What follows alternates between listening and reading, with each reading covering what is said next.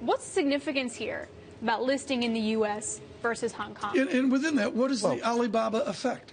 Well, the Alibaba effect is that the Chinese internet is probably increasingly the most important part of the Chinese economy. The reason why this is this giant IPO is that just like in the rest of the world, the internet is where commerce is shifting, and this is the leading commercial company on the internet in China. In terms of why it's in the United States, a lot of that has to do with governance and whether Alibaba will be allowed to have a sort of multiple-tier stock structure that would allow, as in most internet companies, a small number of people to basically control the company's fate over time. And New York Stock Exchange has no trouble with that. Hong Kong does. Alibaba actually is partially located in Hong Kong, so it's all the more humiliating, I think, for the Hong Kong. But what part of it is also, saying, we want a slice of the U.S. market now, too. We want to steal some U.S. customers from, say, an Amazon. Well, to be honest, I don't think any of these big Chinese companies need to list here in order to say that. In reality, every one of the major Chinese internet companies has global ambitions at the moment.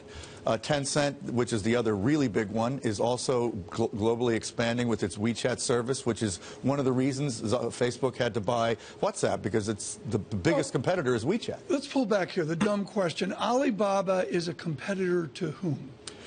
It isn't really analogous to any American company exactly. Yeah. It's kind of a hybrid of Amazon and eBay. It really is more of a intermediary between buyers and sellers, B2B. Do we want so it that basically, in the Western Alibaba grew up as an agent for foreign companies wanting to source goods in China and for Chinese companies wanting to sell outside the U.S. So why would they have any place within American commerce? I don't get it. Because they have extraordinarily sophisticated systems, like any company of their scale on the internet, and they can therefore deploy them globally in ways that others can't. I mean, basically, they are trying to do the same thing they did in China in countries like Turkey, some of the countries in Southeast Asia, where they're becoming the intermediary for commerce between companies in and out. David, is Jeff Bezos quaking in his shoes? No, I don't think. As Alibaba comes to the United States? Amazon isn't really going to be hurt. eBay conceivably could be hurt, but I don't think they're quaking in their boots either.